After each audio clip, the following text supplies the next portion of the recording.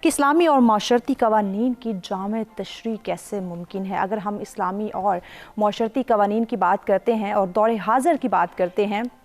اسلامی اور معاشرتی قوانین تو موجود ہیں، لیکن اس پہ کتنا عمل کیا جا رہا ہے، کتنا اپنی ذمہ داری کو سمجھا جا رہا ہے، کتنا ان قوانین کو فالو کیا جا رہا ہے، کیونکہ جب تک ہم اپنے معاشرے میں معاشرتی قوانین کو یا اسلامی قوانین کو فالو نہیں کرتے تو یقیناً ہمارا معاشرہ، ہماری زندگی، ہماری جو تمام معاملات زندگی ہے وہ درہم برہم کا شکار ہمیں دکھائی دیتی ہے۔ تو جو اس وقت دور حاضر کے اندر دیکھا جا رہا ہے، لوگوں کے اندر تعلیم تو بڑھ چکی ہے لیکن شعور نظر نہیں آ رہا، کہیں نہ کہیں ہمارے اندر شعور کی کمی، کہیں نہ کہیں تربیت میں کوتاہی برتی جا رہی ہے کہ ہماری آج کی نوجوان نسل کے اندر صبر نہیں ہے، برداشت نہیں ہے، ایک دوسرے کا احساس نہیں ہے، اور اسلامی تعلیمات اور جو معاشرتی قوانین ہیں وہ یقیناً یہی سکھاتے ہیں، یہی بتاتے ہیں، یہی اویئرنیس کریٹ کرتے ہیں کہ کس طرح اپنے ساتھ ساتھ ہم معاشرے کے تمام فرد کا خیال رکھ سکتے ہیں، کس طرح معاشرے کا خیال رکھا جا سکتا ہے، معاشرے میں کس طرح امن و امان کی فضا جو ہے وہ قائم کی جا سکتی ہے۔ تو اس وقت جو ایک لا قانونیت کا ہمیں ماحول نظر آ رہا ہے، جو اس وقت لوگ اسلامی تعلیمات کو پڑھ تو رہے ہیں، معاشرتی قوانین کو سمجھ تو رہے ہیں، بٹ عملی اس پہ کوئی ایکشن ہمیں دکھائی نہیں دے رہا۔ تو اس کی پیچھے کیا وجوہات ہیں اور کتنی ضرورت ہے اس وقت معاشرے کی کہ ہم اسلامی اور معاشرتی جو قوانین ہیں ان کو فالو کریں، اور ان کو فالو کرنے کے ساتھ ساتھ اپنے زندگی کی ایک بہت اہم ضرورت بنا لیں۔ جس طرح ہم رہنے کے لیے، کھانے پینے کے لیے ہمیں خوراک کی ضرورت ہے، پہننے کے لیے کپڑے کی ضرورت ہے، رہنے کے لیے مکان کی ضرورت ہے، تو یقیناً اسی طرح ایک اچھی زندگی بسر کرنے کے لیے، خوشحال زندگی بسر کرنے کے لیے ہمیں اسلامی اور معاشرتی قوانین پہ بھی عمل کرنے کی ضرورت ہے اور ان کو سمجھنے کی بھی ضرورت ہے۔ تو آج ان تمام پہلوؤں پہ روشنی ڈالیں گے کہ کس طرح ہم اسلامی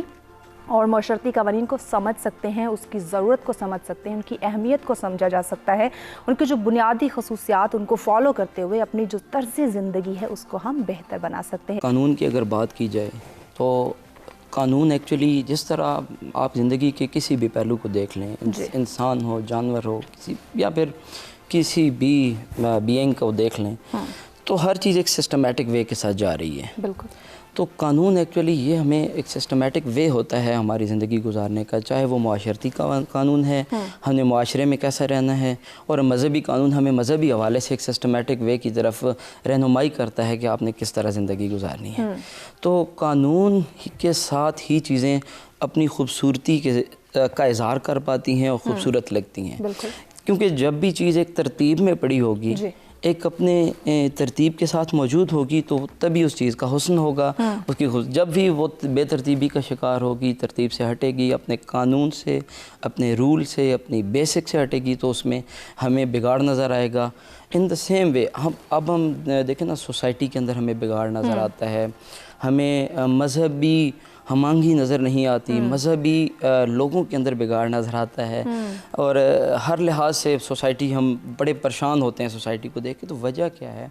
اس کی وجہ یہی ہے کہ جو ایک سسٹمیٹک وے تھا ان کو فالو کرنے کا، چیزوں کو پرکھنے کا، دیکھنے کا، ہم اس سب کو چھوڑ چکے ہیں، اس سب سے پیچھے ہٹ چکے ہیں اپنے۔ تو جب آپ سسٹمیٹک وے میں آ کر اس چیزوں کو فالو کرنا شروع کر دیں گے تو دیکھیے گا بآسانی آپ معاشرے۔ مہوش، ایک تو آج کا جو ٹاپک آپ نے لیا ہے بہت زبردست، بہت وقت کی ضرورت بھی ہے کہ اس پہ بات کی جائے، اور جب ہم اس پہ بات کرتے ہیں تو پہلے جو چیز ہمیں ڈیفائن کرنی ہے، جو چیز ہمیں کلیئر کرنی ہے، وہ کچھ لوگوں کو جب آتے ہیں تو سوال یہ ہوتا ہے کہ کیا اسلامی قوانین اور ہمارے معاشرتی قوانین دو مختلف قسم کے قوانین ہیں، یا پھر ایک ہی ہیں، یا ایک ہے، اور ان کا ماخذ کیا ہے، یہ کہاں سے بنے ہیں اور کیسے بنے ہیں؟ تو اگر ہم صرف ان کی اس کلاسیفیکیشن پہ آ جائیں تو پاکستان جو ہے، میں کہوں گی کہ انفارچونیٹلی ہم لوگ جو ہیں وہ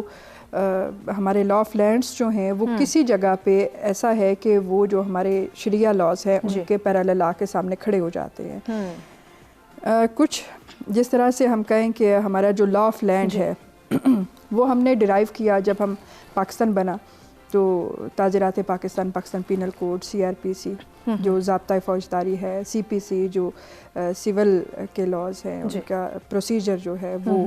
وہ ہم نے ڈرائیو کیے برٹش کے۔ جو ہمارا پاکستان پینل کوڈ ہے اس میں کچھ امینڈمنٹس کے ساتھ ہم نے 1947 میں اس کو اڈاپٹ کیا، اور وہ آج بھی اس میں امینڈمنٹس وقت کے ساتھ ضرورت کے ساتھ اس میں ہو رہی ہیں اور پھر ان میں سب سے جو میں کہوں گی نا کہ ایک وقت آیا وہ ضیاء کا دور تھا جب اس میں بہت زیادہ امینڈمنٹس ہوئیں اور جسے ہم کہیں کہ جو لا آف لینڈ کے ساتھ ساتھ ایک شریعہ لا کا کانسیپٹ بھی بنا، فیڈرل شریعت کوڈ کا وجود بھی عمل میں آیا، حدود لاز جو ہیں ان پہ بہت زیادہ زور دیا گیا. تو یہ کہنا کہ جی یہ ہمارے پاس جو ہیں وہ کچھ لوگ آتے ہیں انہیریٹنس کے سوال کے ساتھ کہ لا آف لینڈ کیا کہتا ہے اور شریعہ لا کا کہتا ہے. بیسیکلی ہمارے بہت سے قوانین جو ہیں وہ نکلے وہی قرآن حدیث سننا اور اس میں، لیکن کچھ چیزوں میں لا آف لینڈ اور جو ہمارے جو اسلامک لاز ہیں ان میں تھوڑی بہت کنٹراڈکشنز پائی جاتی ہیں جن کی تشریح کی بہت زیادہ ضرورت ہے. قانون بنایا ہی لوگوں کے لیے جاتا ہے. قانون معاشرے کے لوگوں کے آپس کے جتنے بھی معاملات ہیں ان کو جو درست سمت میں لے کے جانے کے لیے قوانین بنائے جاتے ہیں. اگر قانون صرف بنایا جائے اور کتابوں میں محفوظ کرنا ہو تو اس کا کوئی فائدہ نہیں. اور یہاں جو زیادہ پریکٹس چلتی ہے وہ یہی ہے کہ بے شمار اتنے قوانین ہیں جن کو اکثریت جو عام لوگ تو چلو عام لوگ ہیں، کئی قانون سے وابستہ لوگ بھی جو ہیں وہ ان سے ناواقف ہیں کہ کتنے قوانین موجود ہیں. اور اس کی بیسک جو ریزن ہے وہ یہی ہے کہ ان کو پڑھا نہیں جاتا، ان پہ غور نہیں کیا جاتا، ان کی تشریح نہیں ہوتی، ان کی چیزیں جو اس میں موجود ہیں ان کو ڈیفائن نہیں کیا جاتا. اس وجہ سے معاشرے کے مسائل بڑھتے جا رہے ہیں اور معاشرے کے لوگ اپنے حقوق سے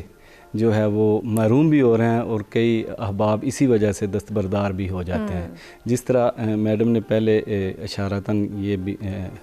وراثت کے حوالے سے بات کی، تو وراثت کے قوانین موجود ہیں اور ان پہ عدالتیں کام بھی کر رہی ہیں، لیکن لوگ وہ پٹیشن لے کے جائیں تو صحیح، بالکل عدالت تک پہنچیں تو صحیح، تو وہ ادھر ہی گھر میں فوت ہو جاتی ہیں، رائٹ کلوز ہو جاتے ہیں، وہ اپنے رائٹ لینے کے لیے نکلتے ہی نہیں باہر. جو بھی خوف ہے جس وجہ سے بھی ہے، لیکن یہ ہے کہ قوانین موجود ہیں، اس میں قانون کی کمزوری نہیں ہے.